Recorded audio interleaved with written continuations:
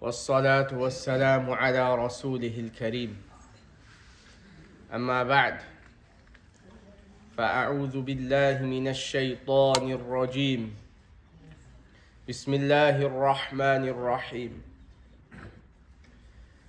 ما أصاب من مصيبة إلا بإذن الله ومن يؤمن بالله يهد قلبه والله بكل شيء عليم وأطيعوا الله وأطيعوا الرسول فإن توليتم فإنما على رسولنا البلاغ المبين الله لا إله إلا هو وعلى الله فليتوكل المؤمنون صدق الله العظيم. My dear respected brothers, elders, listeners, currently, as we know, we are in the 8th month of the Islamic calendar, the month which is called Sha'ban. The month before the blessed month, the month of Ramadan. In my last week's sermon, I shed some light on the advice and the actions of Rasulullah sallallahu alayhi wasallam in Sha'ban, and how Rasulullah sallallahu alayhi wasallam observed the optional fasts.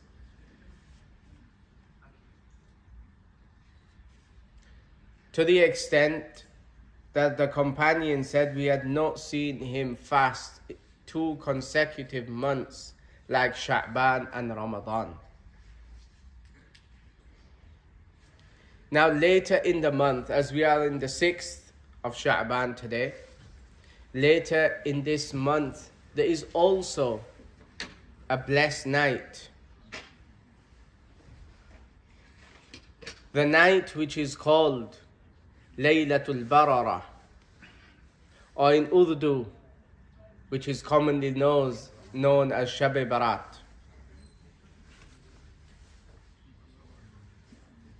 During the days of the year, Allah subhanahu wa ta'ala has given preference and blessed, and some days are more virtuous than others. Like we have today, Yawmul Jumu'ah, Friday. Friday is more virtuous than other days. We have the day of Yawmi Arafah, which is blessed than other days. And then we have some nights in the year which are more virtuous and blessed than other nights. Like we have Laylatul Qadr, the night of power, the night of dignity. And we also have the night Laylatul Barara, the 15th night of Sha'ban. In this short time that I have, I would like to discuss 3 points. Number 1, what did Rasulullah sallallahu alaihi wasallam do in this night? Number 2, those things that we should not do which are done in this night. And number 3, what we as Muslims should do in this night. So the first thing we will look at the actions of Rasulullah sallallahu alaihi wasallam in this night. Now we may find, when we look into the science of hadith, the muhaddiseen, when they categorize the hadith, they have given some names, like we have Sahih, then we have Hasan, and so on. And when we look at some of the ahadith, they may have some, because of the chain, some minor technical faults.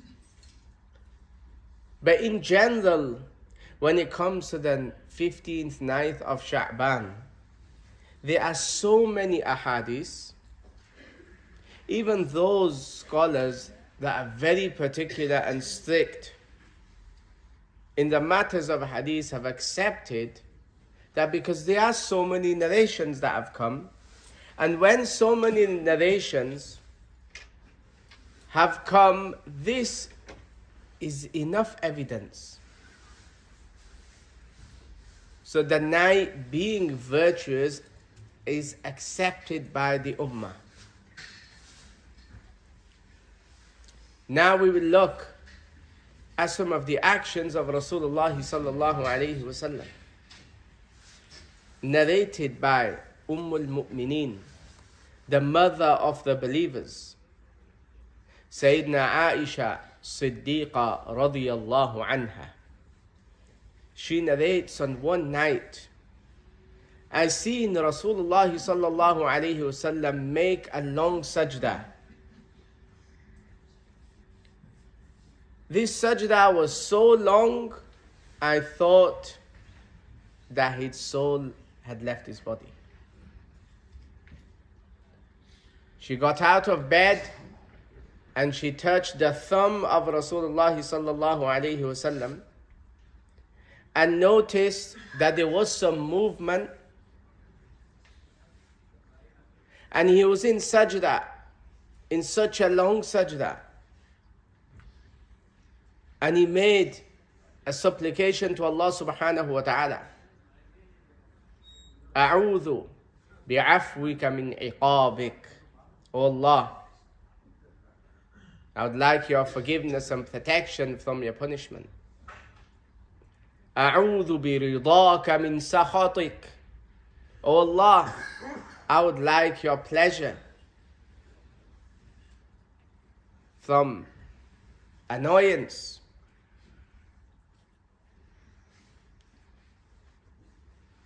Allahumma la uhsi thana'an alayk. O Allah, I cannot praise you of what right is due to praise. Anta kama athnayta ala nafsik. How you have defined yourself is how you are. Rasulullah sallallahu alayhi wasallam, this is the dua that he had recited. And after finishing this prayer, he turned to Aisha radiallahu anha and he said to her that, did you think that I had betrayed you? Meaning he was questioning her, did you think that during the night I have gone to one of the other wives? She said, no, I thought that your soul had left your body. And then Rasulullah sallallahu alayhi wasallam further had said to her, do you know what night this is? She replied, Allah and His Messenger sallallahu alayhi wasallam know best. Rasulullah sallallahu alayhi wasallam replied that it is the 15th night of Sha'ban. And then further he mentioned, it's a night of forgiveness for the one who seeks forgiveness from Allah subhanahu wa ta'ala. It's a night of mercy for the one who asks for Allah's mercy. And it's a night of forgiveness where Allah subhanahu wa ta'ala forgives sins. Now we have some other narrations. In this narration it comes, except for the person that has malice, hatred for another Muslim. Now this is a very important point that we need to understand. In the books of hadith where we will find those ahadith related to the 15th night of Sha'ban, there are some sins that are committed in the society, and that special virtue of that night, those people will be deprived. May Allah protect us all. So we have to pay attention that if we cannot do much a'mals. We cannot read long rakats. We cannot offer fasts. We cannot make long sajdas and rukus. But the bare minimum we can do is seek forgiveness from Allah subhanahu wa ta'ala and to ponder that these illnesses, inner illnesses, should not be part of me.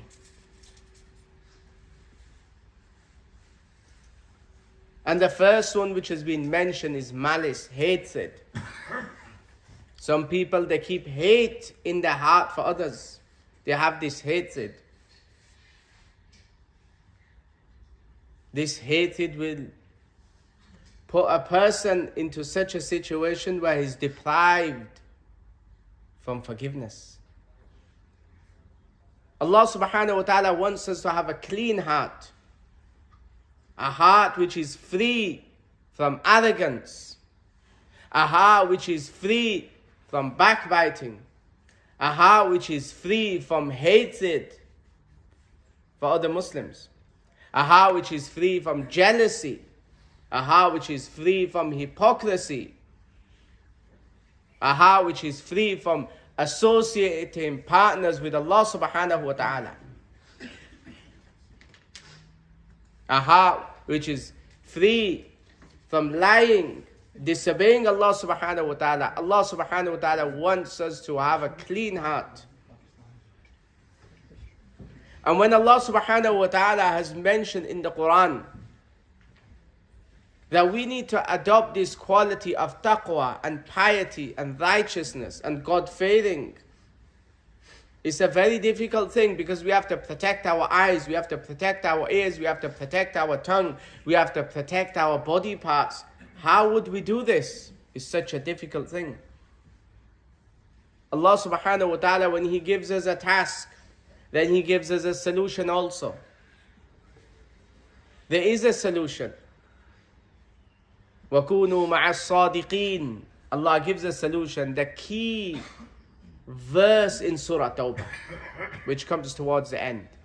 يَا أَيُّهَا الَّذِينَ آمَنُوا اتَّقُوا اللَّهَ وَكُونُوا مَعَ الصَّادِقِينَ. The key verse in Surah Tawbah, which is telling us a difficult task that we need to do, but Allah has given us a cure. If you are with the truthful, then to protect your eyes and to protect your ears and to protect your tongue and the rest of their body from haram and disobeying Allah subhanahu wa ta'ala will become easy.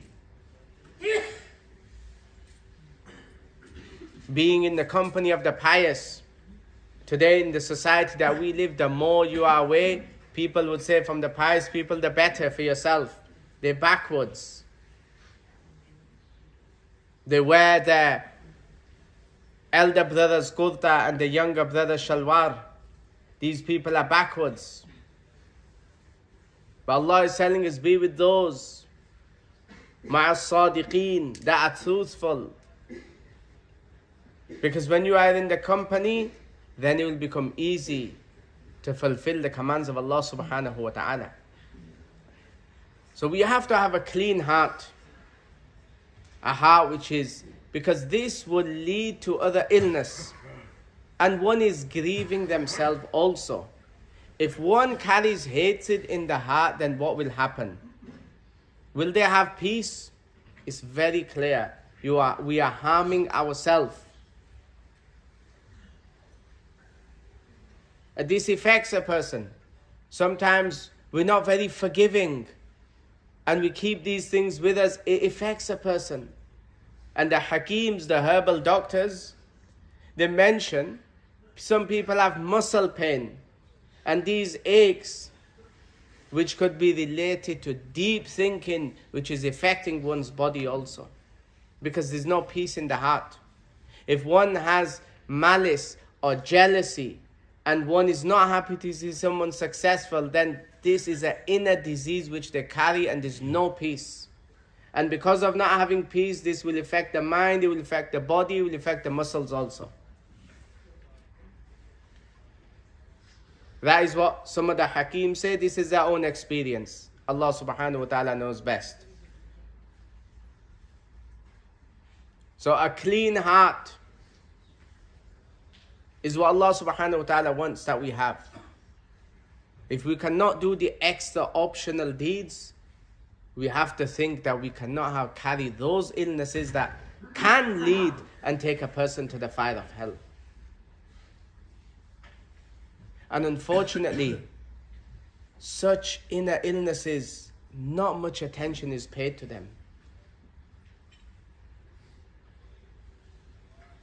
Not much attention as they deserve is given, that they are deadly. If we have any pain in our body that can lead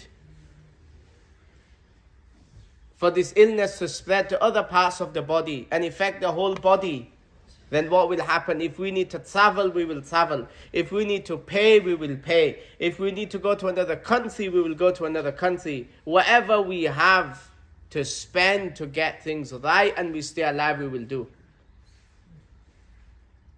The inner illnesses that are deadly and affects the whole body, when the heart is rotten, it affects the whole body. Rasulullah sallallahu alaihi wasallam has told us and mentioned that is one part in the body, one flesh.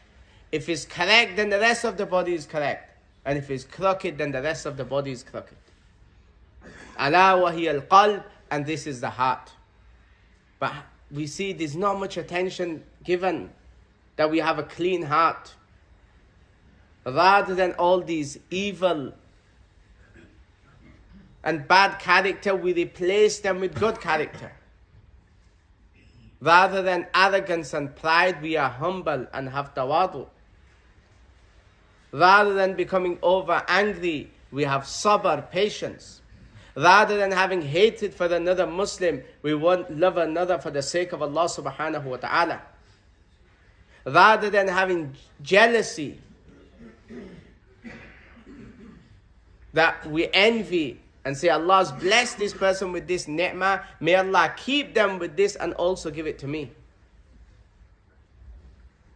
So these evil characteristics have to be replaced with good character. And when we look at other narrations, we find some of the other sins that have been mentioned. One is the one who cuts ties with womb relations. Womb relations, sila rahmi. And this is the point, it's going to test our iman. Womb relations which Allah subhanahu wa ta'ala has given us. Blood relations. Your brother, your sister, your niece, your nephew, your parents, your grandparents, uncles, dad's brothers, mom's brothers. These are all blood relations. And as families, we have our ups and downs.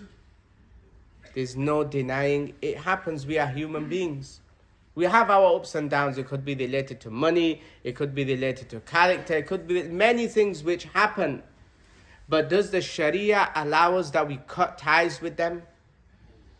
Are we allowed to cut them out of our life and think, my brother's done this, so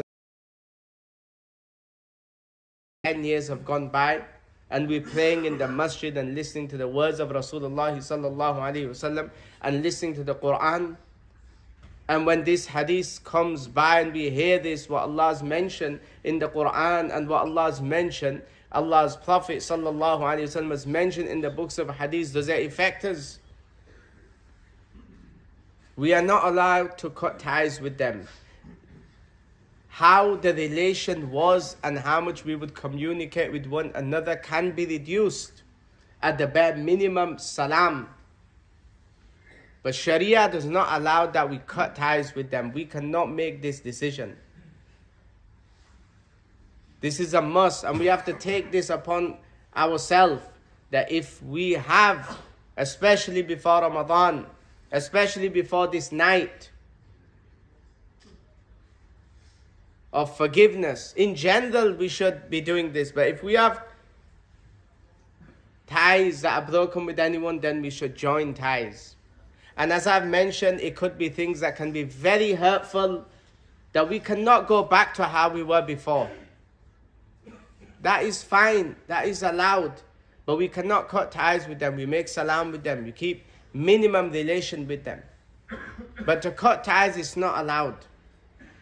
We may think we are reading long optional prayers and giving so much sadaqah and other good deeds, and we've cut ties. It's a big problem. If we study this subject,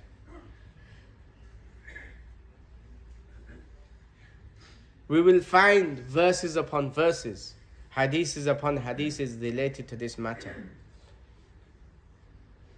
Now there's very little time that I'll put the other sins which deprive one from forgiveness is the one who drinks alcohol.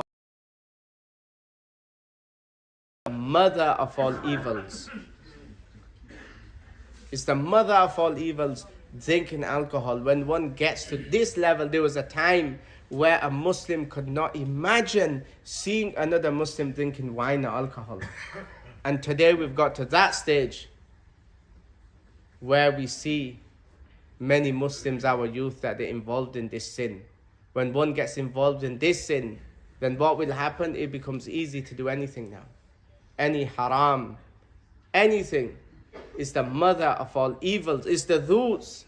And whoever's got to this, then everything else will become easy. It's haram. We have to protect ourselves. And if we see someone involved in this, we see our friend, and we're still keeping relations with them, and we're still talking to them, and we are still continuing the same, then this is wrong. May Allah subhanahu wa ta'ala give us the ability to understand.